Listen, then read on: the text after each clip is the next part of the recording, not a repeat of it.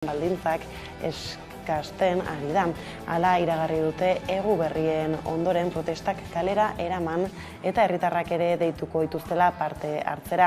Izan ere, Osakidetzaren errealitate gordinaren aurrean negoziatzeko eskatu dute. Adierazi dutenez, mahai sektoriala foro huts bat bihurtu da eta elkarrizketarik ez dagoela ez ezik, Osakidetzako zuzendaritzak jarrera inposatzailea duela ere salatu dute. Aurten bi aldiz utzi dute mahai sektoriala sindikatuek eta Osakidetzako zuzendaritzari eskatu diote lan harremanen kontseiluan biltzeko, baina alferrik izan da. Hala sindikatuek hausnarketa bat bultzatu nahi dute Osakidetzaren gobernantzaren inguruan. Arratsalde-on guztioi, azken aldiz abenduaren 7an bildu ziren Osakidetzako zuzendaritzarekin Gotzone Sagardui osasun sailburua antzela. Sindikatuen arabera Sagarduik ez zuen erakutsi negoziatzeko borondaterik inposaketaren bidean jarraitzeko asmoa baizik. Gauzak horrela, Osakidetzak bizi duen krisia hizpide, Mikel Arruabarrena EAJaren legebiltzarkidea izan du gaur gonbidatu nagusi gisa magazinean, halaxe iritzi dio berak gaiari. Naiz eta baliabide kopurua oso altua den, gure aurrekontu osoaren eren bat Osakidetzara bideratzen dugu, naiz eta baliabideak altuak diren, nik uste hor Jaurlaritzak erantzunkizun zuzena dauka eta baliabideak kudeatu egin behar ditu eta antolakuntza bat ezarri egin behar du ildoak, irizpide nagusiak finkatuz. Hortik aurrera, sindikatuek ere bere papela egiten dute eta errespetagarria da, noski. Itzo kalalaster helduko diogu bueltan gaiari, izan ere bada lehenago aipatzeko lerrobururik. Espainiako Auzitegi Konstituzionalak erabaki bat hartu du zigor kodaren erreformaren tramite legegilea geratzea. Dena den, ez dirudi legea paper errea izango denik, senatuak bozkatu egingo du, sedizio delitua ezabatzeari eta diru publikoa bidegabe erabiltzaren delitua egokitzari buruz. Peperen helegite bat arteko, Auzitegi Konstituzionalak atzera bota duen puntua da, auzitegi horretako kideak berritzeko eginkizunaren derrigortasuna ez hartzari buruzkoa. Ez du ezer esan ordea beste bi neurri horien inguruan. Ostegunean da berriz biltzekoa senatua, senatuko mahaia gaur goizean elkartu da eta hango zerbitzu juridikoek azaldu dutenez, helegiterik izan ez duten neurriekin aurrera jarraitza erabaki duten. Batetik, sedizio delitua ezabatzea, Kataluniako gatazkaren desjudizializazioa bultzatzeko, eta bestetik, diru publikoaren erabilera bidegabearen delitua moldatzea. Delitu horretan zigorrak bereizi nahi dituzte, diru publikoarekin aberastu direnen eta irabazi asmorik gabe jokatu dutenen artean. Aldiz, hautatzea dagozkion Espainiako Auzitegi Konstituzionaleko bi magistatuen izendapenaz eztabaidatzeko eta horiek bozkatzeko ezohiko osoko bilkura bat egitekoa da gaur Espainiako botere judizialaren kontseilu nagusia arratsaldeko 5etan. Organo horretako kide kontserbadoreen hautagaiak Cesar Tolosa kontserbadorea eta Pablo Lucas progresista dira eta progresistak Jose Manuel Bandres proposatzekoak dira. Hau da, bi blokeen arteko akordiorik gabe dira saioa egitekoak. Bada Auzitegi Konstituzionalak hartutako erabakia baloratzeko agerraldia egin du goizenetan Mertxe Aizpurua, Euskal Herria Bilduk Kongresuan duen bozeramaileak adierazi duenez, oso larria da Auzitegi Konstituzionalak gehiengo oso onartutako lege baten bozketa galarazi izana. Deitoratu du gainera ultraeskuin politiko, mediatiko eta judizialak ez duela onartzen herritarren borondatea eta gehitu badela garaia aparatuak behingoz garbitzeko eta demokratizazio sakonaren alde egiteko entzun. Estatu honetan ez dela existitzen botereen banaketa, Espainiako demokrazia kalitate eskasekoa dela eta 78ko erregimenaren zutabeak bere horretan jarraitzen dutela. Da garaian aparatu horiek behingoz garbitzeko eta estatu honek behar duen demokratizazio sakonaren alde pausoak emateko. Ezkerreko gehiengo parlamentarioa errespetarazteko ordua da eta horregatik espero dugu indar demokratiko guztiak prest egotea Kongresuan ordezkatutako gehiengo sozialaren aurkako erasoari irmo erantzuteko. Ekonomia arlora salto legealdiaren amaieran lan egiteko gutxieneko soldata batez besteko soldataren 60% izateko mugarria hitzartu zuten PSOEk eta Unidas Podemosek gobernu akordioan. Bide horretan, Espainiako Lan Ministerioaren buruak Yolanda Díazek 2023an gutxieneko soldata igotzeko proposamenak plazaratu ditu, aditu talde baten laguntzaz. Igoera apalena 4,6koa litzateke eta handiena 8,8koa 1.056 eta 1.082 eurorainoko igoerak dira horiek, 1.000 eurokoa baita gutxieneko soldata gordina 2022an 14 ordainsaritan. Tarteko beste bi igoera ere proposatu dituzte 5,4 eta 6,6. Orain Díazen ministerioak sindikatuekin eta enpresaburuekin negoziatu beharko du igoera. Asteazkenean honetan izango klarik lehen bilera. Hala ere, Espainiako gobernuaren barruan badira desadostasunak. Lan ministerioak pentsioen igoerarekin parekatu nahi zuen gutxieneko soldataren igoeran 8,8 alegia. Ekonomia eta Ogasun ministerioek igoera apalagoa eskatzen dute eta horregatik proposamena ez dute babestu izendatutako aditu guztiek. 9 babestu dute, baina beste bik ez, aipatutako ministerioek izendatutakoek hain zuzen. Bestadetik azken 6 hilekoan 12 bilera egin behar izan dituzte Europako Batasuneko energia ministroek gasari gehienezko prezio bat jarri ahal izateko. Azkenean 180 eurokoa izango da muga hori, Europako batzordeak proposatutako 275 euroren oso azpitik eta haren beste baldintzak gogor batzuk leunduta. Hori bai batzordeak bere esku izango du muga etetean, ikusiko balu hornidura arazoak sortzen ari dela. Errusiak haserre erantzun gehienezko prezioari merkatuko prezioen osaketaren bortxaketa bat dela eta onartezina dela esan du Kremlineko bozeramaileak eta agindu du haren aurkako erantzun bat prestatuko duela. Azken urteetan Europar Batasuneko gobernuek gehien eztabaidatu dituzten gaietako bat izan da gasaren prezioaren hain zuzen ere. Bi talde egon dira batetik, gehiengoan Frantzia, Italia eta Espainia buru zituztela eskatuz gasaren prezioari muga bat jartzea familien, enpresen eta erakunde publikoen kontuetan eragiten ari den zuloa arintzeko. Eta bestetik, Alemania eta haren ohiko aliatuak halako esku hartze bat egiteak hornidura arazoak ekar zitzakeela ohartaraziz. Argudiatzen zutenez, Europar Batasunak gasik gabe geratzeko arriskua dakar, gas kargamenduak merkatuko prezioak ordaintzeko prest zeuden lekuetara joan zitezkeelako. Asiara batez ere, hala mugaren aldeko iritzia aldareaziko ez duela ikusita, Alemaniak akordioaren aldeko botoa eman du azkenean eta abstenitu egin dira Austria eta Herbehereak. Aurrago boto bakarra izan da Hungariarena.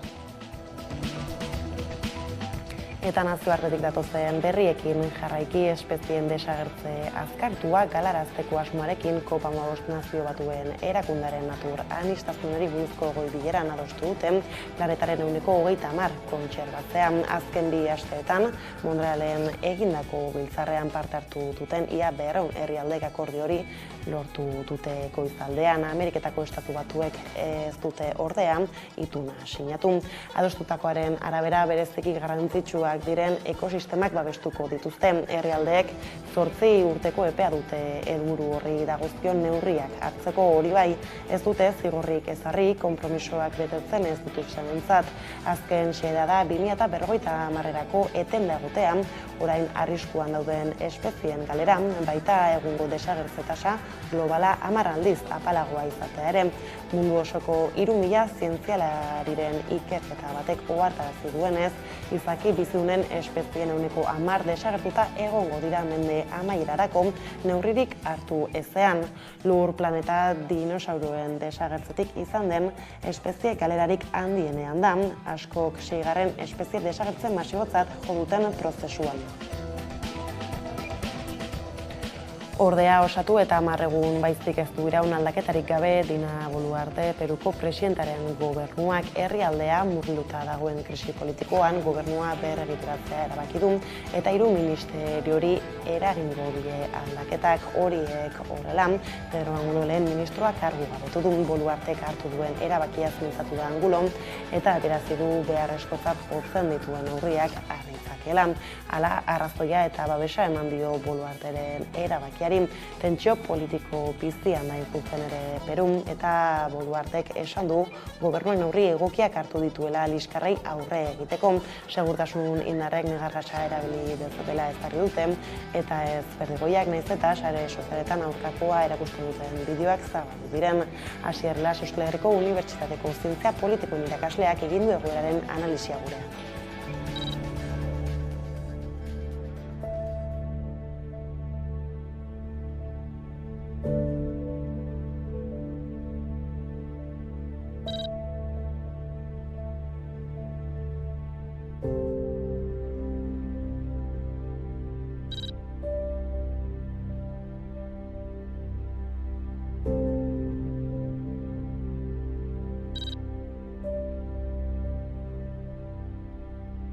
Edozein kasutan, hautatu bezain Laister lehenengo impeachment prozesua martxan jarri zuten, eta horrek adierazten duna da, hasiera-hasieratik estatu kolpe bat emateko borondatea zegoela. Eta estatu kolpe hori, eta Castilloren kontrako jazarpen horren atzetik dagoena da, mezu bat bidaltzea Peruko gehiengo pobre eta indigenari. Esatea nolabait ere da, ez zaitezte saiatu beste behin ere, presidentetzara iristen. Ze Castillok ez zuen munduko beste zer egin boterean. Baina badirudi, indigena bat, edo nekazalgunetako maisu batek presidentetza hartzea, Limako elite politiko eta ekonomikoentzat jasangaitza zala. Eta eguneko lerroburuekin bukatzeko gurera bueltan, futboleko emakumezkoen euskal selekzioak Mendizorrotzan hartuko du Txileko astearte honetan arratsaldeko 7:00. Juanjo Arregi euskal selekzioko hautatzailea. Txile talde oso ona da, eta partido gogorra, baina, Txile jokatu ondo, Copa Amerikan klasifikatu da aurreko urtean, eta, ekipo ona. Bada, astearteko lerroburuak aipatuta heldu diezaigun eguneko argazkiari Donostialdeko esi erakunde sanitario integratuan izandako 2 kargugabetzeek sortutako krisia normalizazio bidean dago. Gotzone Sagardui Jaurlaritzako osasun sailburuak atzo adierazi zuenez Eusko Legebiltzarreko osasun batzordean agerraldia egin zuen atzo Sagarduik. Berak abendu hasieran Donostialdeko esian sortutako polemika isten saiatu zen, baina kargugabetzeen inguruan xehetasun berririk eman gabe aurrez esandakoak berretsi, baino ez zituen egin. Batetik azpimarratu zuen Osakidetza sare bat dela eta ikuspegi ezberdinak egon daitezken arren, uneren batean irizpideak bateratu eta finkatu behar direla, eta hor kokatu zituen Donostia ospitaleko 2 zerbitzu buruen kargugabetzeak. Bestetik, argitu zuen Donostialdeko esiko zerbitzu buruek eta Osakidetzako zuzendaritzak egindako bileraren helburua izan dela, arazoei eta proposamenei elkarrizketa bidez heltzea. Izan ere, Sagarduiren esanetan Donostia ospitaleko osasun profesionalak egiten ari diren aldarrikapenak batatoz Osakidetzak dituen aldarrikapen nagusiekin.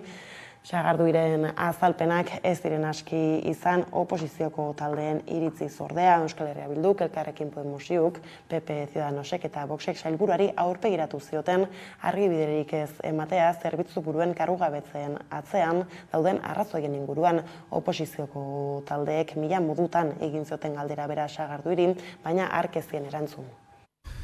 Harremanak eta kudeaketak normalizatzeko esparru horretan dira Osakidetzako zuzendaritza nagusiak gaur hasten dituen elkarrizketak. Eta baita zerbitzuburuekin, baina baita bertan dauden beste erdi mailako karguekin ezagutu ahal izateko. Eskatzen dutena, aldarrikapenak egin dituztena, baina baita ere beste profesionalek eskatzen dutena. Elkarrizketek beraien bidea izango dute eta uste dut beraien bidea egiten ere utzi behar diogula. Adostasunak eta ezberdintasunak izango dira bide horretan. baina normaltasunerako bidea jarrita dagoela pentsatzen dut. Bestalde, Urkullu lehendakariak ere Osakidetzako krisia otan izan zuen atzo EITB bat Katari eta Euskadi Irratiari eskainitako elkarrizketan aitortu zuen komunikazio arazoak egon direla barne egituran eta autokritikarako presta agertu zen. Hala ere, ziurtatu zuen ez dutela zerbitzurik leku aldatuko Donostia ospitaletik, ez da privatizatuko ere eta osasun arreta bermatuta dagoela.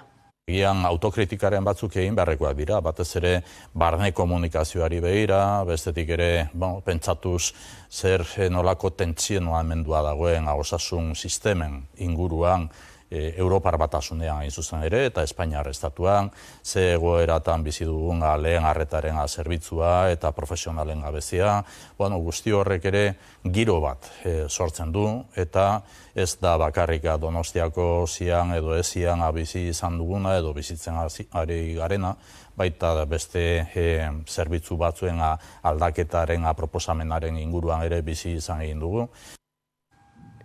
Eta aipatu dugu lerroguretan ere konstituzionalaren erreforma ez, baina gainontzeko neurriak bozkatu egingo dituzte senatuan, hala Kongresuko mailak erabaki du aurrera jarraitza zigor kodaren erreformak biltzen zituen beste bi neurriekin, sedizio delitua ezabatzea eta diru publikoa bidegabe erabiltzaren delitua egokitzea. Gauzak horrela, presazko adierazpen instituzional batean Pedro Sánchez Espainiako gobernuko presidenteak esan du, gobernu Espainiarrak men egiten diola utzitei konstituzionalak astelen gauean hartutako erabakiari eta gehitu du Espainiako gobernuak konstituzionalean bertan eta botere judizialean kontseilu nagusian dauden blokeoen aurkako neurriak abiatuko dituela. Halaber, ohartarazi egin du legea errespetatu behar duela demokraziak. El gobierno, como no puede ser de otra manera, aunque no compartamos la decisión, acatamos la resolución adoptada ayer por la actual mayoría conservadora del Tribunal Constitucional.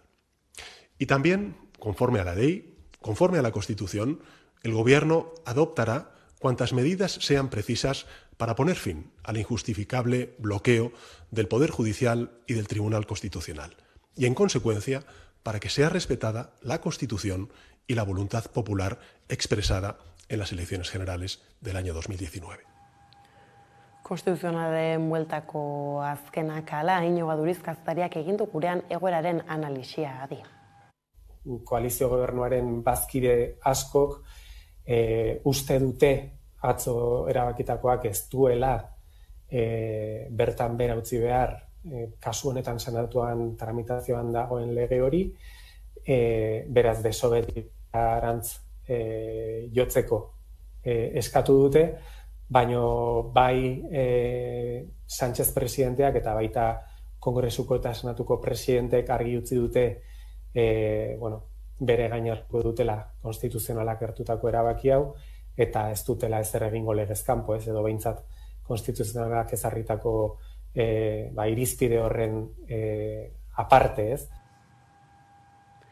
94 urte zituela astelehen honetan hilda Jesusa Arostegi Beraza, Josean Lasa zenaren ama 1993an semea baitu torturatu eta hil zutenetik gerra zikinaren ikur bizia izan da Arostegi, bai urteroko oroimen ekitaldietan, bai 1999 urtean, Madrilen eginiko epaiketan, bai eta diputatu hautatu gisa ere. 1996 urtean gertatu zen azken hau gerra zikinaren errealitatea, Madrilen ikusarazteko asmoz Begoña Galdeano, Xabier Galdeano zenaren alaba, eta Jesusa Arostegi Kongresurako zerrendaren lehenengo bi tokietan kokatu zituen herri batasunak, eta biak hautatuak izan ziren ordurako semearen eta Josi Zabalaren hilketak argitzeko urratz nagusia emana zen.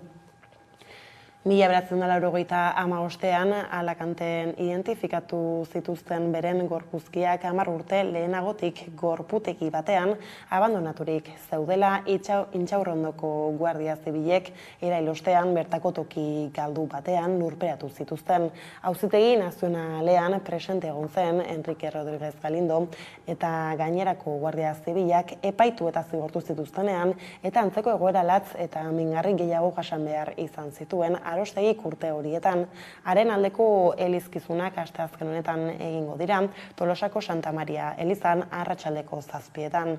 Hilden une honetan batzuk gogora ekarri dutenez, oraindik ez dira Jose Arostegi anaiaren gorpuzkiak aurkitu 1937 urtean desagerrarazi ondoren.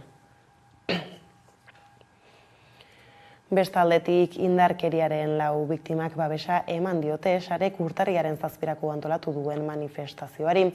Rosa Rodero eta 1993an hildako Joseba Goikoetxea ertzaintzako buruaren alarguna, 2010an Guardia Zibilak torturatu egin zuen Unai Romano eta Ibon Garate zeinen anaia Ruben Garate autoistripuz hil zen 2000ko otsailean Alkalameko espetxean preso bat bisitatzetik zetorrela.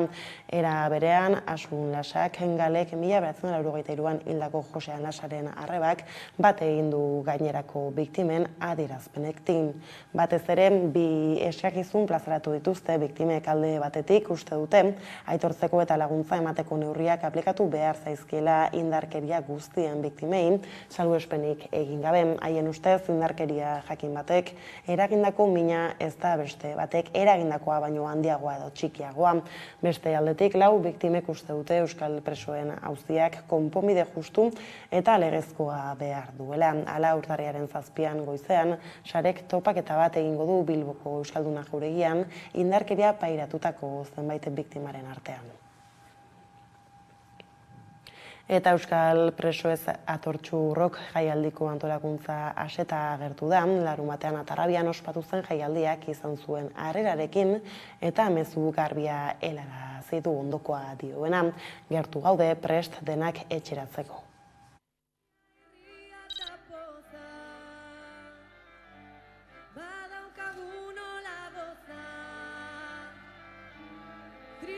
Pozik egindako lanarekin eta pozik emaitzarekin ere, azken finean beti aipatzen dugu gure helburua dispertsioaren aurka milaka lagun elkartzea da, babes bai emozionala, bai babes ekonomiko bat lortzeko, eta uste dut bi helburuak lortu genituela. Orain arteko bidea ez da inertziak edo denborak egin duen bide bat izan, ez da besterik gabe gertatu den zerbait. Gaur egungo goran baldin bagaude, bada lan asko egin delako. Eta falta den pauso hori emango badugu, hau da, behingoz bukatuko badugu presoen aferarekin, behingoz konponduko badugu, konpontzeko dagoen hau, jendeari esker izango da.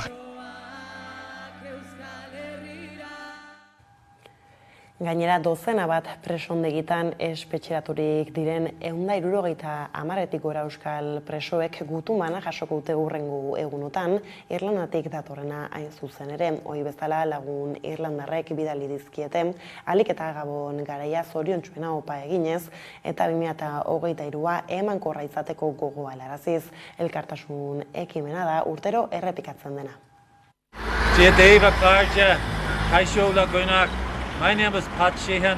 I'm a Sinn Féin MLA, former political prisoner and hunger striker. Tonight the Belfast Basque Solidarity Committee are sending off Christmas and New Year solidarity greeting cards to every Basque political prisoner, as they do every year. Currently there are still 173 Basque political prisoners in prisons in Spain, France and in the Basque country. While we welcome the winding down of the decades-old, deliberate, inhumane policy of dispersal endured by many prisoners and their families, we are still very concerned at the fact that there are still 173 Basque political prisoners so many years into a peace process. The Spanish authorities are still dragging their feet on many elements of the peace process. They must deliver on the prisoners' issue, and they should do it now. In Ireland, we all know that the Basque political prisoners have spent unprecedented periods of imprisonment throughout Spain and France, and in many cases as far away as North Africa and the Canary Islands. Considerable numbers of them spending more than 30 years in prison. Peace in the Basque country must mean the release of the Basque political prisoners. Gora, Euskal Presoak, Elkartasuna, Belfastatik. Ekonomia arlora salto ekoizleak jokoz kanpo daude janari katearen joko arauetan, enba nekazarien sindikatuak ohartarazi duenez, haren barruan jarduten duten hainbat ekoizlek agerraldia egin zuten atzo goizan Donostian, beren produktuei ezartzen zaizkien gehienezko marginak salatzeko eta horiek apaldu ditzatela eskatzeko. Produktu batzuetan salmentak 10-12 jaitsi direla zehaztu zuten. Azaldu zutenez, margina horiek marka propioa duten produktuei eragiten diete eta nabarmen apalagoak dira marka zurikoetan. Produktu bera modu batera edo bestera merkaturatuz gero, merkeago saltzen da marka zurikoa beraz. Hala salatu zuten saltokiek bertakotasunaren propaganda egiten duten arren, helburutzat errentagarritasuna dutela eta ez dutela bertako markako produktuen alde egiten. Horregatik marginak neurrira ekartzeko eskatu zieten banaketa kateei eta saltokiei, baserritarrek beren ekoizpen gastuak estal ditzaten. Ordea Pepsikoko langileak bai zuzendaritzak iragarritako kaleratzeak salatzeko protesta dinamika batean murgildu dira adi. Estatu mailan 550 langile kaleratuko direla iragarri du Pepsikoko zuzendaritzak eta multinazionalak zehaztu du horietako 37 Araban izango direla. 15 Etxaberri Ibina lantegian eta beste 22 Miñanon. Horrez gain, salmentako sektorean aurreikusitako kaleratzeek Araban zer nolako eragina izango duten ez dute argitu. Enpresako zuzendaritzak planteatutako kaleratze horien guztien aurka gertu dira Arabako plantillaren eta enpresaren gehiengoa. Langileek diotenez, ez dago arrazoirik jendea kaleratzeko. Izan ere azpimarratu dutenez, 2022ko produkzioa historiako altuenetarikoa izan da. Alde batetik, enpresan, Etxabarri Binan kasu honetan 15 pertsona kaleratu nahi ditu, noiz eta izaten ditugun zifrak, errekor zifrak diren, bai produkzioan eta baita etekinetan ere, ez dela inor sobratzen Pepsin, ez dela inor sobratzen, eta beste nolabaiteko neurriak adostu behar direla kaleratzeak ez direnak, eta azkenik Etxabarri Binari eragiten dioten edonolako neurriek, Etxabarri Binan negoziatuak izan behar direla, bertan aukeratuak izan diren lan ordezkariek. Gauzak horrela asteburu honetan bildu dira Etxabarri Binako lantegian, eta antolatu dituzte Gasteizen Andra Maria Azuriaren plazan mobilizazioak kaleratzeak salatzeko.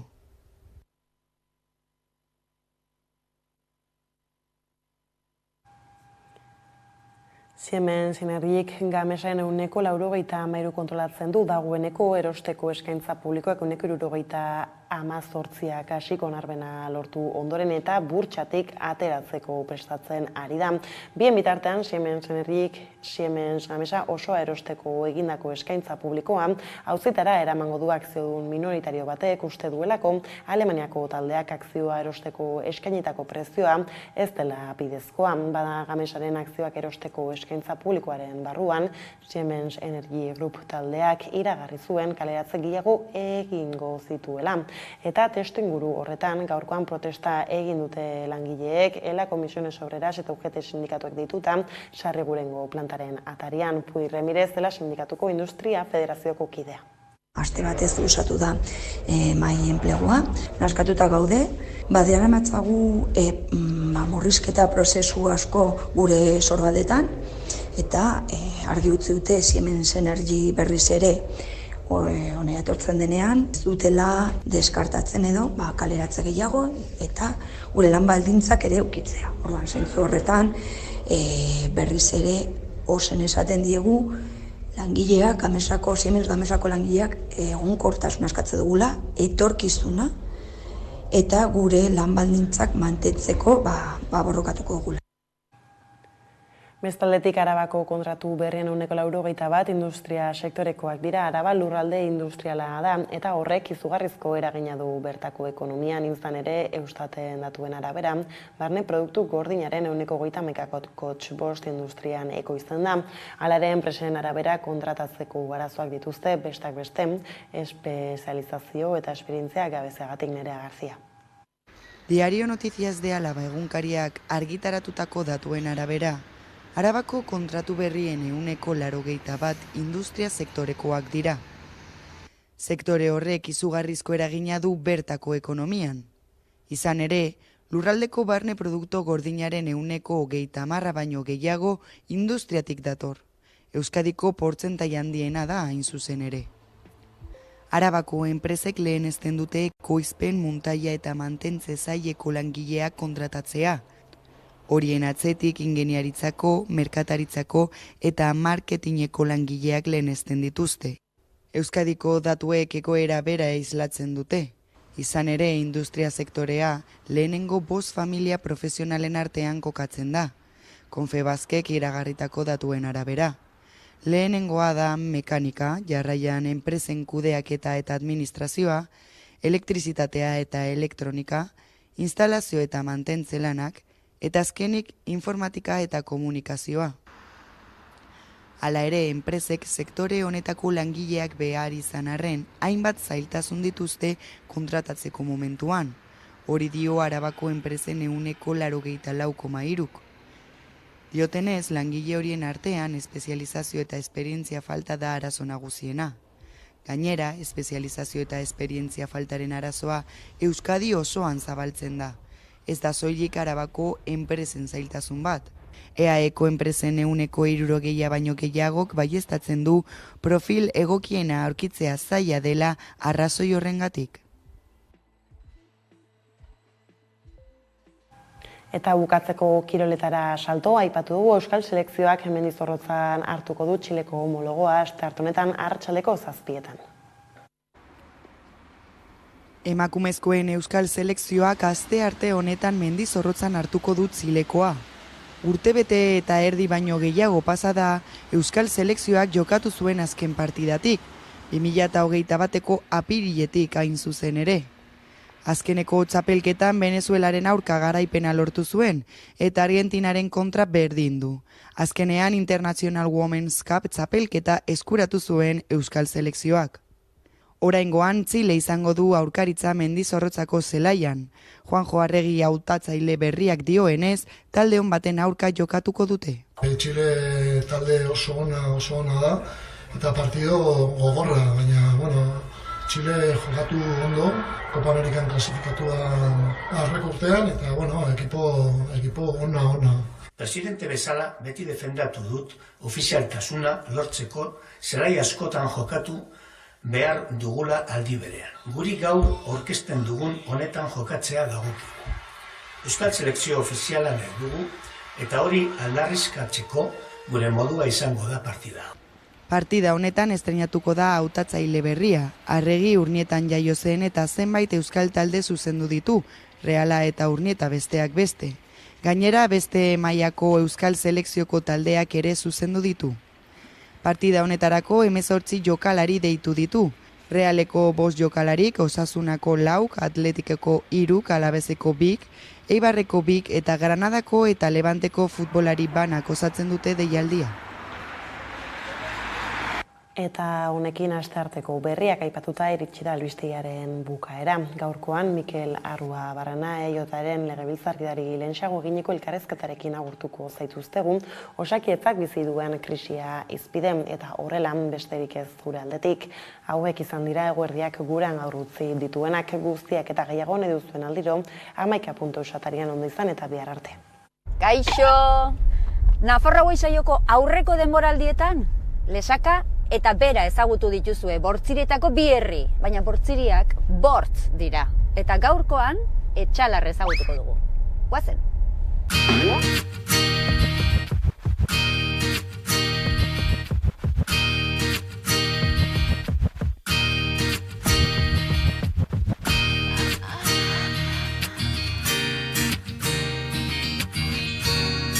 Patxiku, egunon, Bortziritako Etxalarren gaude. Baina Etxalarren non konkretuki? Hementxe, Etxalar erdi-erdian. Erdi-erdian. Hementxe parkatu dugu.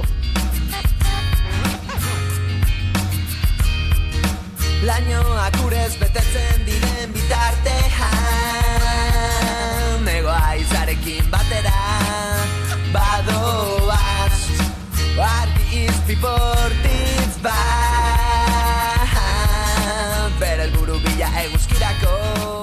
Oso berezia da, hemengo usategitako historia, kondaira, usuak harrapatzeko eragatik, ez? Bai, hori da. Hemen da, Iberiar Penintsula guztian, leku bakarra, sareekin usuak harrapatzen direnak, inolako armarik erabili gabe, eta gainera, hori, 600 urte baino gehiagoko tradizio bat urtez urte mantendu.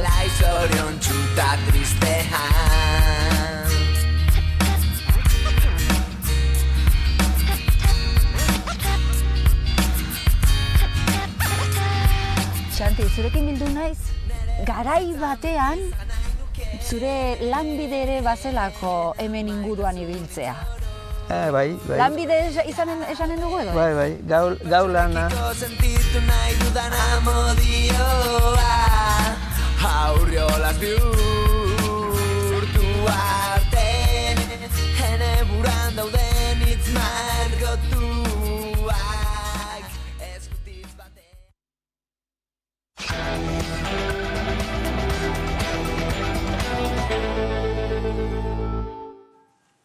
Eta egunero legez, eguneko elkarrizketari atea erekiko diogu, tarretarako gaurkoan gurekin daukagu Mikel Larrua Barrena, Aiotaren legebiltzarkidea, eguerdion. Eguerdion. Ongetorri Amaika telebistara. Donostiako ospitaleko esiko kargua betzeek zerezana ematen jarraitzen dute.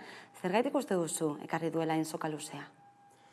Bueno, azken denboretan nahiko bolo-bolo dabiz Osakidetzan inguruko kontuak, ezta?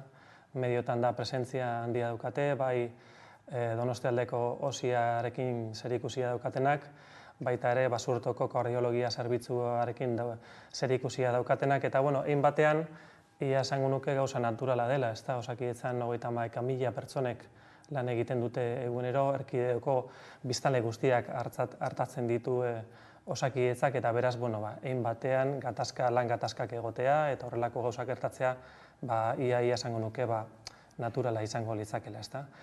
Donostialdeko kasuan, osian bi zuzendari kargu gabetu dituzte, bi zuzendariak nolabait esateko, nahiz eta medikuak diren, kargu politikoak dira, edo, esan digun Osakidetzak eta Osasun Sailak jarritako pertsonak ziren, eta beraz, Gotzone Sagardui sailburuak azaldu duen bezala, ematen du Osakidetzak mantentzen zituen ildo nagusiekin bat esatoztela, eta horrek nolabaiteko arrabotsa sortu du, ondoren bertako mediko batzuek plazaratu dituztelako hainbat gauza.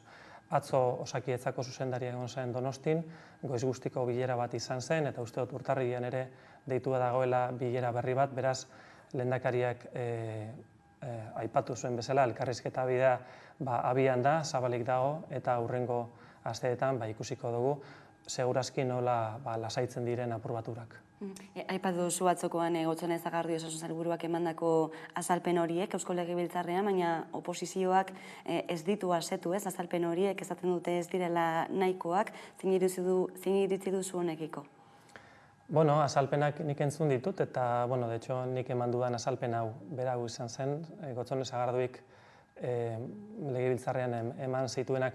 Gotzone, ia sailburu moduan, Osasun sailburu moduan, astean, ia esango nuke birritan dagoela Legebiltzarrean, bai batzordeetan, bai prentza horrak emoten, bai Gobernu Kontseiluaren ostean ematen den prentza horrean, bai plenotan, konstantemente dabil azalpenak emoten, ia egunero esango nuke. Hortik aurrera, ulertzen dut oposizioaren papela ere hori dela, ez da apur bat kontrola egin, eta gobernua desgastatu bide batez, ez da?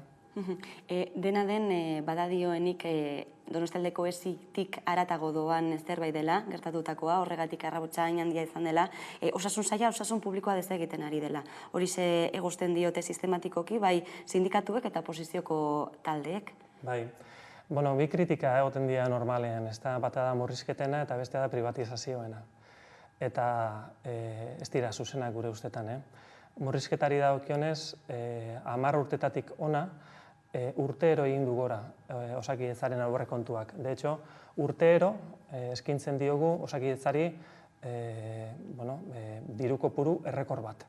Konparazio bat egitaldera, ondela 10 urte, 3,2 milioi euroko aurrekontua zaukan Osakidetzak, eta datorren urtean aurrekontu ere begira 4,6koa ikusten dugu. Hau da, 3,2tik 4,6 milioi milioietara. Inflazioa baino harago igo da, gehitu zaio Osakidetzari aurrekontua urterik urte. Beraz, murrizketarik ez dago, hori datu objektiboa da.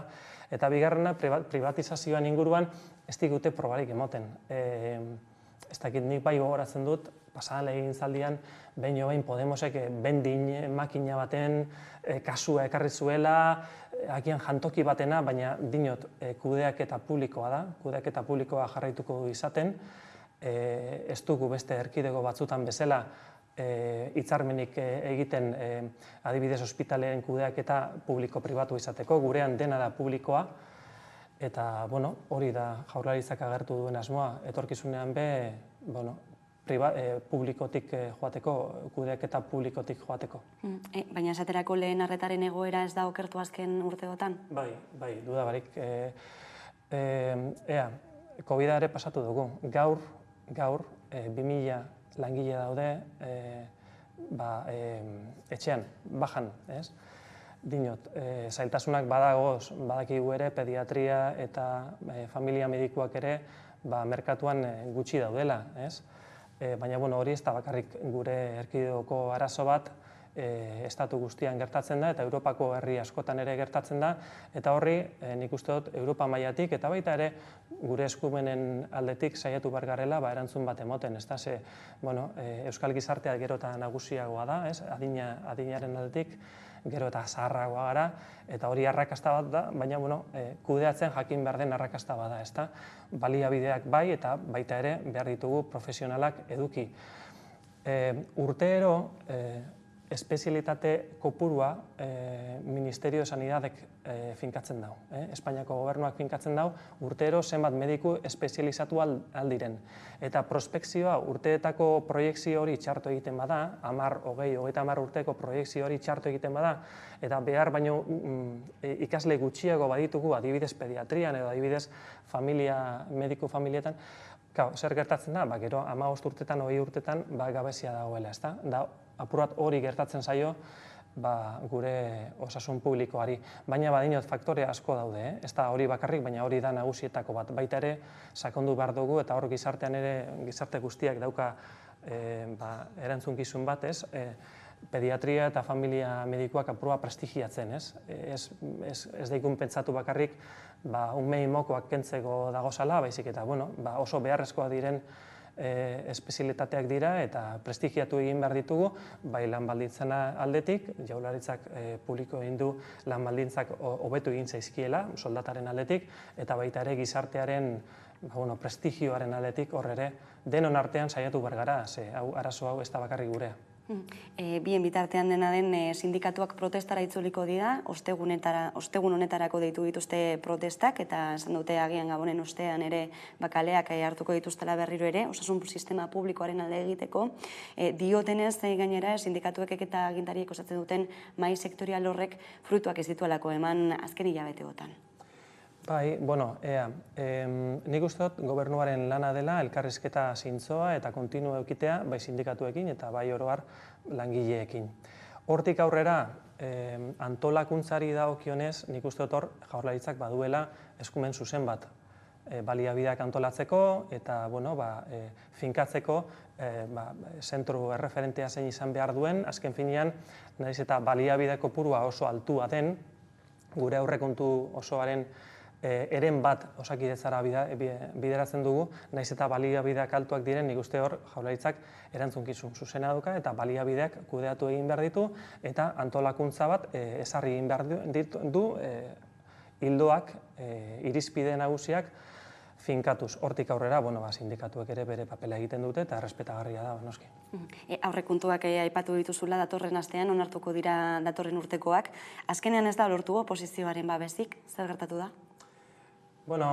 Aurrekontuen negoziaketan nik esango nuke oso testu inguruko kontua dela, ezta?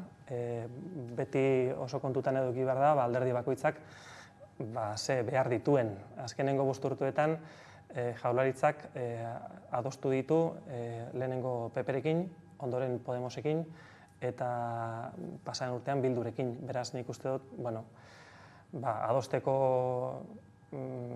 gogoa eta jarrera eduki duela Jaurlaritzak. Hortik aurrera, hauteskundeak datoz, maiatzean hauteskunde udal eta foru hauteskundeak ditugu, urte bukaeran segurazki Espainikoak egongo dira, beraz, agian testu ingurua esen errezena adostasunak edukitzeko. Nik Azpiazu entzun dut, Ogasun sailburua entzun dut esanez jarrera onarekin azaldu dela Jaurlaritza, diru kopuru dexente handiak jarri dituela negoziaketan aurrera egiteko, baina, badinot, testu inguru kontu ere bada. Egoera sozial eta ekonomikoari aurre egiteko moduko aurrekontuak dira? Nik uste baietz, uneko 6 hasiko dira. Indarra jartzen da Osakidetzan, indarra jartzen da garapen ekonomikoan, hezkuntzan ere, nik uste du baiet 10 eurotatik 8 politika sozialetara bideratzen da, oso aurrekontu nik esango nuke sozialak ditugula, eta bide horretan sakondu bestarik ez du egiten. Epatu bezala ez, aurrekontu proiektua etzen nahi handia iaz, eta hala ere oposizioaren jarrera oso bestelakoa izan zen, ez? Bai, hori, testu inguruak asko azaltzen du, ez? Testu ingurua da, hemen klabea. Aurrekontuak oso lege politikoak dira, urte bukaeran eztabaidatzen dira, eta zifretatik haratago, ez dakit, argazki bat eskaintzen du, ez? Zeozeren isla momentu honetan agian gobernua EH Bilduren ondoan, edo gobernua Podemosen ondoan, edo PPren ondoan egote argazki berean, agian 3 alderdi hauentzako esen guztiz egokia, ez da? Besteak beste eskatzen zuten oposizioatik zerga reformari heltzea. Aurrekontuen testu ingurua da, testu inguru egokia hori lantzeko? Eskumena juntena da, lurralde historiko bakoitzarena da. Zergak ez ditu Jaurlaritzak edo Eusko Legebiltzarrak antolatzen edo esartzen. Bai egiten du koordinazio lan bat, harmonizazioa deitzen zaiona, zergak lurralde historiko diferenteetan oso diferenteak izan ez daitezen, eta gure arteko kompetentzia, ez dakit nola esan, insanoa ero ez bultzatzeko, baina eskumena lurralde historikoena da, eta bai, datorren urtean, eztabaida hori mahai gainean egongo da, lehendakariak ere esan du, azterketa bat egin beharko da, orain dela 2 urte ezarri zen zerga sistemarena, eta guztiz naturala iruditzen zait, alderdi bakoitzak bere tesietara ekartzea eztabaida, baina badinot, ebaluatu egingo da, hurrengo urteko hasieran, eta hortik aurrera ezarriko dira, guk gura ditugun, onak iruditzen zaizkigun zergak, beti kontutan izan da, helburua zein den. Helburua da, guk ditugun aurrekontu sozialei aurri egin, eta bai osasunean, bai hezkuntzan, nahikotasuna eduki, nahikotasun finantzieroa eduki. Hori da helburua. Gaiz aldatuta, hezkuntza legearen zirriborroak ere arrabotsa sortu du azken hilabeteotan. Kontrakotasun ugari sortu dira eta baita greba egunak izan dira tartean, zer deritzozu? Begira, nik hezkuntza legea oso hurbiletik jarraitu izan dut, legebiltzarrean urte terdi daramagulako hori lantzen, ez da, ponentzia bat sortu zen, eta hortik 100 pertsona, literalki, 100 pertsona pasa ziren, gero oinarrien adostasun bat eduki genuen, EAJ, PSE, Podemos eta Bilduk sinatu zuten, eta hori oinarri hartuta, orain gobernuak hartu duen enkargua da, lege bat aurkeztea legebiltzarrari. Oraindik ez du egin bukatzen dabil, lege hori bukatzen dabil, 2-3 hilabetetan aurkeztuko dugu legebiltzarrari, eta horregatik Bildarratz sailburuak, hezkuntza sailburuak sorpresa sartu zuen greba, sindikatuen greba, eta izendatu zuen greba preventibo bezala, ez da? Eta sorpresa niri normal egibitzen zait, oraindik ez daukagu testurik, eta nik uste oraindik ez dela momentua grebak egiteko. Itxaron deigun, apurtxo bat, gobernuak testua aurkeztu, eta behin artikuluak mahai gainean ditugula, bakoitzak eukingo du bere posizionamentua. Guk saietuko gara, kasu honetan EH Bildu eta Podemos akordioaren barruan edukitzen, izan be, nik uste dut orokorrean, batez ere EH Bildurekin, eredua konpartitu egiten dugula. Dena den egiten den kritika da zirriborroaren gainekoa, ez da? Ez daten dutelako hezkuntza itunean adostutako hori ez dela guztiz islatzen, lausotu dela nolabait bertan itunean adostutako hori zirriborroan, eta horrek kezka sortu du, ez da ulergarria hori? Bai, ulergarria da, noski. Kontua da, oraindik ez dagoela aurkeztuta, oraindik sindikatuak haiek jarri duten alegazioak ez daude erantzun da, hau da, oraindik denbora dauka gobernuak, epean dago gobernua, eskakizun horiek legean zirriborro horretan sartzeko, eta horregatik zioen hezkuntza sailburuak greba preventibo bat dela itxaron digun, gobernuak eskakizun horiek oraindik ere testuan barnebildu aldituelako. Hezkuntza legeaz gain dena den, hezkuntza arautzeko beste hainbat kontu dekretu bidez ere egiten ari dira, eta hezkuntza eragileek hori ere kritikatu dute. Zergaitik hartu da bide hori ere? Nik legintzaldi honetan ikuste dut gobernua hezkuntza eremuan batez ere, ez dakit prozesu luzeago eta partizipatiboagorik dagoan munduan, baina ordu asko eskaini zaizkio elkarrizketari, oposizioarekin elkarrizketari, eta adostasunak ere lortzen ari gara, nahi dugulako hezkuntza eredu konpartitu bat oposizioarekin, eta beraz nik uste lortuko dugula, lortuko dugu adostasun bat, konpartitzen dugulako eredua, ez da, oain erronka handia daukagu, etorkinak ere gurean gero eta porzentai altuagoan daukagu, eta nahi dugu eskola inklusibo bat, anitza, eta baliabidez ondo hornituta. Nik uste dut hori konpartituta ez dugula arazorik edukiko datorren urteari begira lege bat adosteko, seguru nago. Hasieran dena den aurreikusitako epe horiek nola daude? Hori 2 hilabetetan gobernuak legea aurkeztuko du legebiltzarrean, eta hortik aurrera, eztabaida izango da apur bat, taldeek gura duten bezala, hor batzordean eztabaidatuko da, artikuluz artikulu, hor beharrezkoa izango da alderdien arteko elkarlan estua, jadanik badagoena, hori uztartu egingo da, gure aldetik ere uztartu egingo dugu, eta espero dugun konsensus ataratzea legea, oso lege importante izango da. Beste lege bati buruz ere galdetuko dizugu, hori da Euskal Kirol legea, hau batez onartu dena Eusko Legebiltzarrean, zer ekarriko du honek?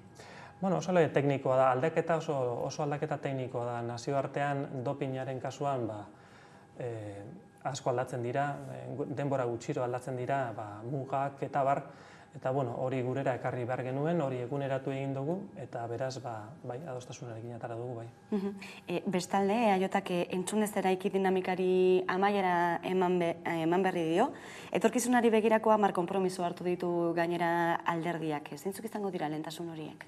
Bai, atzo egon ginen Euskalduna Jauregian, representazio nahiko zabal bat egon zen alderdiarena eta bai gizartearena bai. Nik uste dut EAJak 127 urte ditu, alderdi nagusitxoa da, ezta?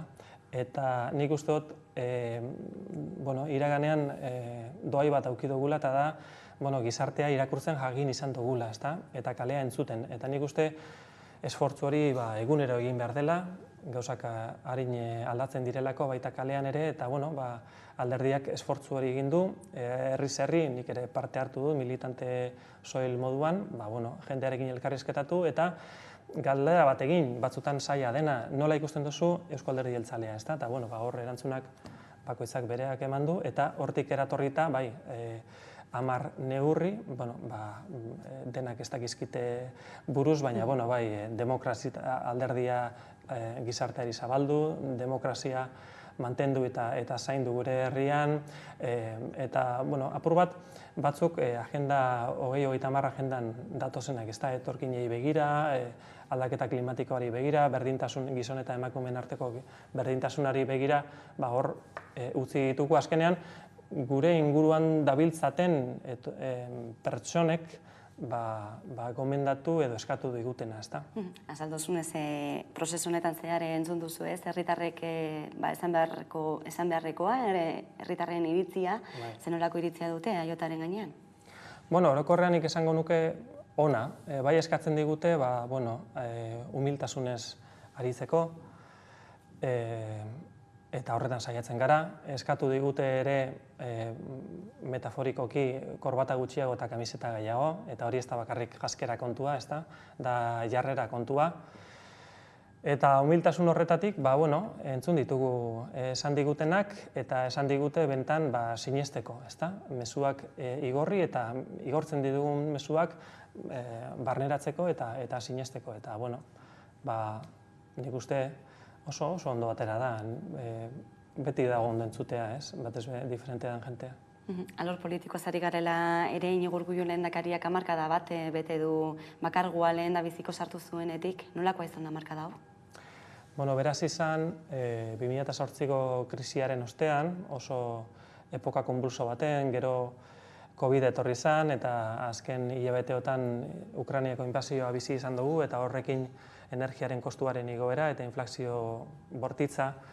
Bueno, bere filosofia eta askotan errepikatzen du, eta Jaurlaritzarena ere baden filosofia da auzolanean aritzea, adostasunak bilatzea, lehen komentatu dizut aurrekontuetan hiru alderdi nagusiekin eduki dugula adostasuna, azkenengo 5 urteetan, eta orokorrean, bueno, nik uste identifikarriak direla 10 urte hauetan, nik esango nuke kudeaketa ona eta seriotasuna, ezta, auzolan horren barnean. Eguneko beste albiste bat ere aipatu behar dugu, Madriletik datorrena, hori izan da Auzitegi Konstituzionalak zigor kodearen erreformaren tramitazioa geldiarazi duela. Zer gelditu da agerian honen ondotik? Agerian gelditu da PP-ren aldarrikapen politikoak edo aldarrikapen politikoi men egin diela Auzitegi Konstituzionaleko kideak, edo behintzat kide kontserbadoreak, eta guretzako hau gauza guztiz onartezina da.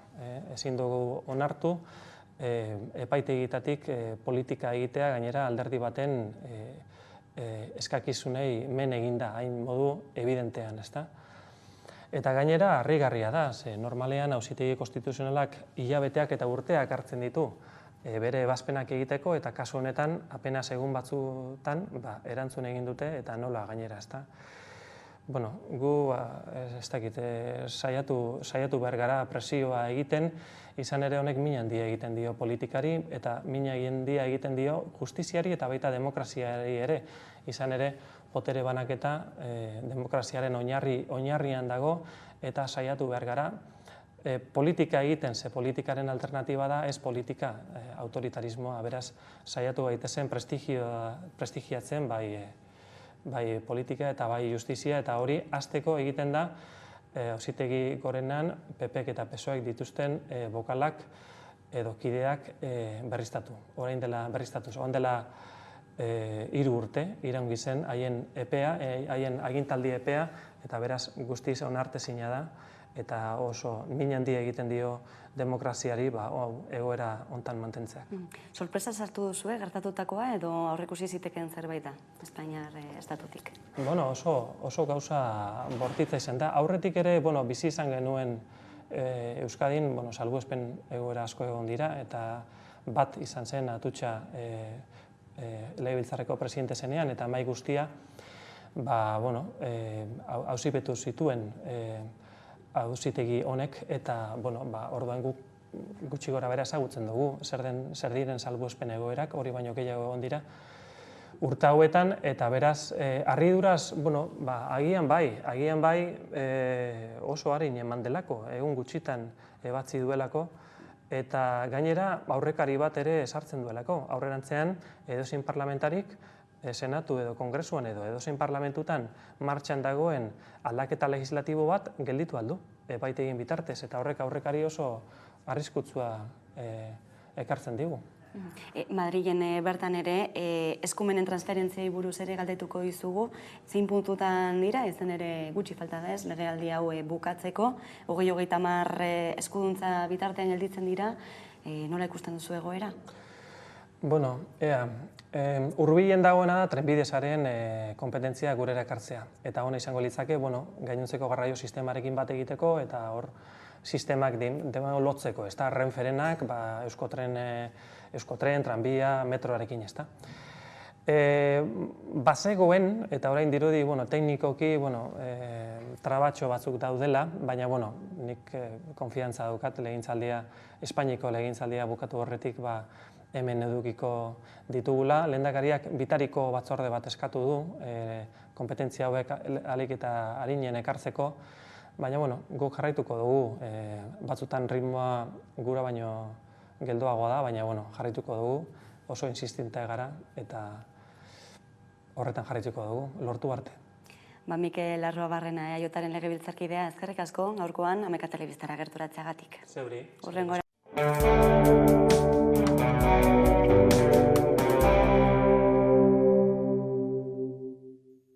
Katja, abentura berriak, zinera, txangoa, misioa, bainua. Katja, zure abentura laguna, elkarren eskutik. Ai, ama, hemen ere badago estaldura? Deitu egingo dit eta astuna baino astunagoa da. Ean ez dagoen? Ene! Orain Euskaltelen estaldura txoko guztietara iristen da. Gainera mugikor tarifa guztiek 5G eta dei mugagabeak barne hartzen dituzte. Jo, harrapatu nau.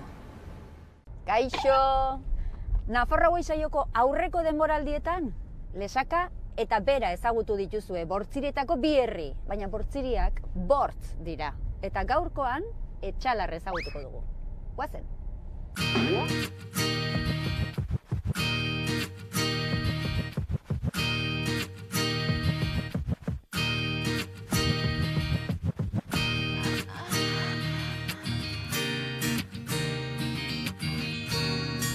Patxiku, egunon, Bortziretako Etxalarren gaude. Baina Etxalarren non konkretuki? Ba, hementxe, Etxalar erdi-erdian. Erdi-erdian. Bai. Hementxe parkatu dugu.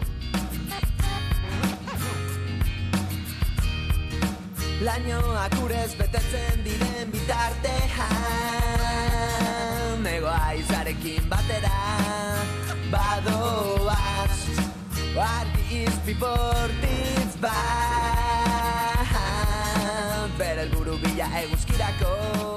Oso berezia da hemengo usategitako historia, kondaira, usoak harrapatzeko eragatik, ez? Bai, hori da. Hemen da Iberiar Penintsula guztian leku bakarra sareekin usoak harrapatzen direnak inolako armarik erabili gabe eta gainera hori 600 urte baino gehiagoko tradizio bat urtez urte mantendu. Alai zoriontsuta tristean.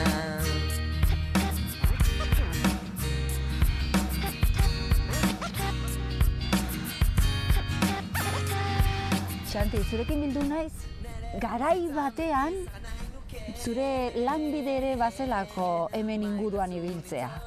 Bai. Lanbide esanen dugu edo? Bai, gau lana.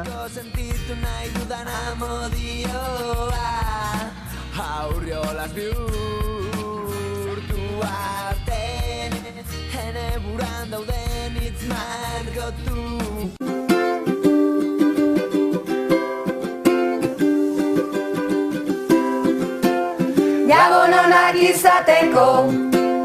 Gabon onak izateko ikusi behar da beti ere kolpez kolpe telebistan sare sozial guztitan. Kolpez kolpe,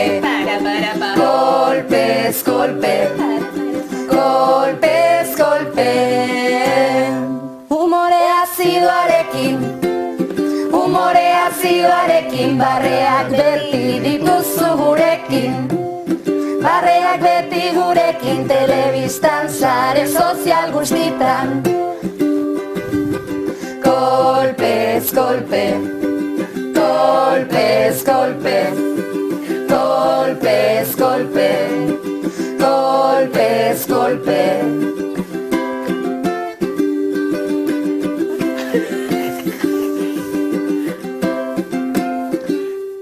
Hementxe izango gaituzu, 11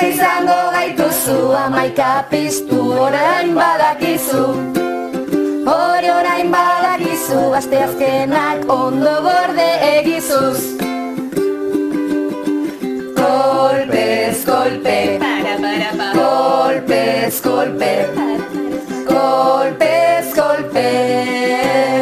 Gabonak ondo igaro, urte berria ondo hasita oparo.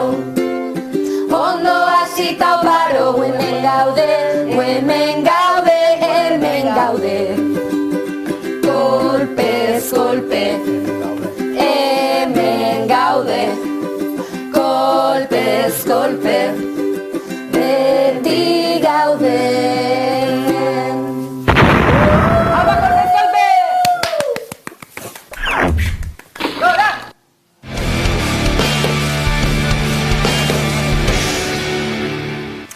Lotxa gutxi daukagu batzutan da hori, Gauza serioak egitea gogoko dugulako eta umore azidoak lan serioa eskatzen duelako besteak beste, etzazue pentsa. Aizue, edonolare, egu berri giro honetan, aletxo bat jartzeko beharra badago, atzenolako urteak, ez da ez aldapan mardula, azken metroetan urteak utzi diguna, baita geurean ere, bide horretan, aizue, baikorrak diren albisteak ere bai. Badakizue, emakumeak pilotan hasi direla, txapelketak antolatzen, futbolean ere, aurten ez da faltako, egu horretako, emakumezkoen, futbol, partida, Gasteizen, Araban. Emakumezkoen euskal selekzioak aste arte honetan Mendizorrotzan hartuko dut zilekoa. Urtebete eta erdi baino gehiago pasada, euskal selekzioak jokatu zuen azken partidatik, 2021ko apiriletik hain zuzen ere. Azkeneko txapelketan Venezuelaren aurka garaipena lortu zuen, eta Argentinaren kontra berdin du. Azkenean International Women's Cup txapelketa eskuratu zuen euskal selekzioak. Oraingoan Txile izango du aurkaritza Mendizorrotzako zelaian. Juanjo Arregi hautatzaile berriak dioenez, talde hon baten aurka jokatuko dute. Txile talde oso ona da, eta partido gogorra, baina, Txile jokatu ondo, Copa Amerikan klasifikatua aurreko urtean, eta, ekipo ona. Presidente bezala beti defendatu dut ofizialtasuna lortzeko zelai askotan jokatu behar dugula aldi berean. Guri gaur aurkezten dugun honetan jokatzea dagokigu. Euskal selekzio ofiziala nahi dugu, eta hori aldarrizkatzeko gure modua izango da partida. Partida honetan estreinatuko da hautatzaile berria. Arregi Urnietan jaio zen eta zenbait euskal talde zuzendu ditu, Reala eta Urnieta besteak beste. Gainera beste mailako euskal selekzioko taldeak ere zuzendu ditu. Partida honetarako 18 jokalari deitu ditu. Realeko 5 jokalarik, Osasunako 4, Atletikeko 3, Alabezeko 2, Eibarreko 2 eta Granadako eta Levanteko futbolari banak osatzen dute deialdia. Horixe baietz, emakumeok baita futbolari ere. Araban baina, egunotan, erdin maratoia ikusteko aukera izan dugu, ez da ez makala. Aizue, korrika, lasterka, modan ez ote dago, ez dugu denak korrika hasi behar, euskaran alde tarteka bai, baina egunerokoan ere bai. Aizue, ez dakit, ideia txarra ez da. Astea da kontu ez da.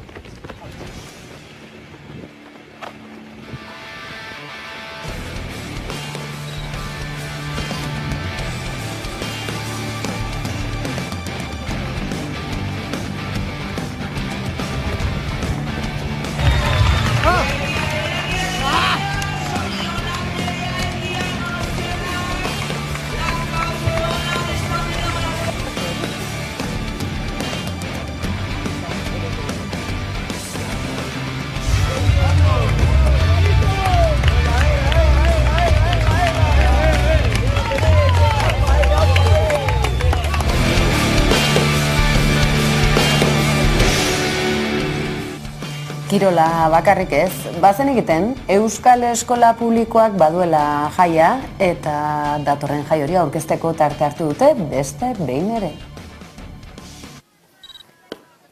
Euskal Eskola Publikoaren 30. Jaia Mungian ospatuko dugu, ekainaren 4ean, beti bezala, ekainaren lehenengo igandean. Oso pozik eta arrogagoz Euskal Eskola Publikoaren urrengo jaia 30. hain zuzen ospatzeko Mungia aukeratua izan dalako.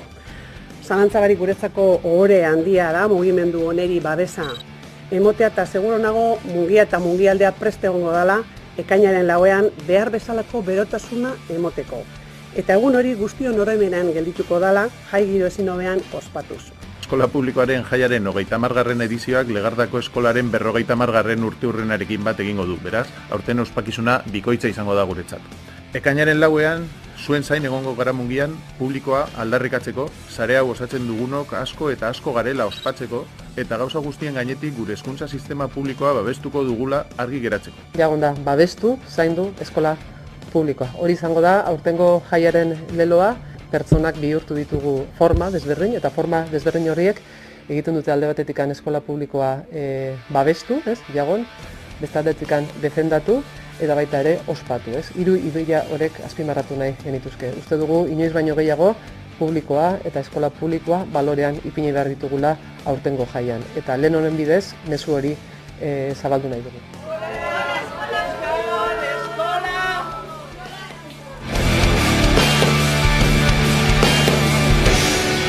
Bai, horixe, euskara publikoa izan dadin, baita eskolan ere, Araba, Bizkaia eta Gipuzkoan, eta Nafarroan zer? Nafarroa osoan euskaraz, gurpil gainean, Nafarroa, Amaika Telebista. Kaixo! Nafarroa saioko aurreko denboraldietan, lesaka eta bera ezagutu dituzue Bortzirietako bi herri, baina Bortziriak bortz dira. Eta gaurkoan, Etxalarra ezagutuko dugu. Guazen!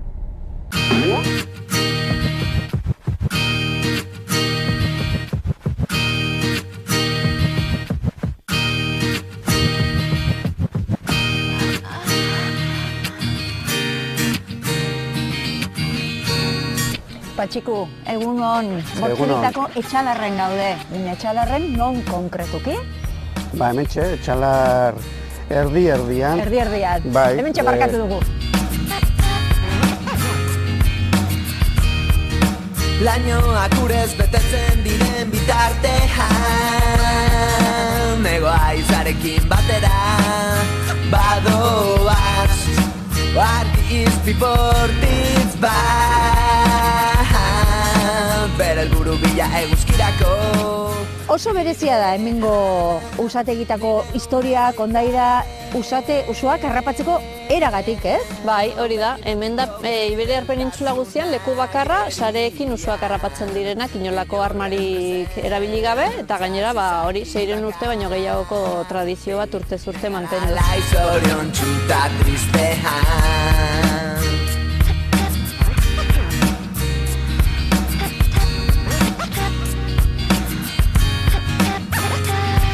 Xanti, zurekin bildu naiz, garai batean zure lanbide ere bazelako hemen inguruan ibiltzea. Bai. Lanbide esanen dugu edo? Bai, gau lana. Sentitu nahi dudan amodioa, aurriolaz bihurtu arte, hene buran dauden hitz margotuak.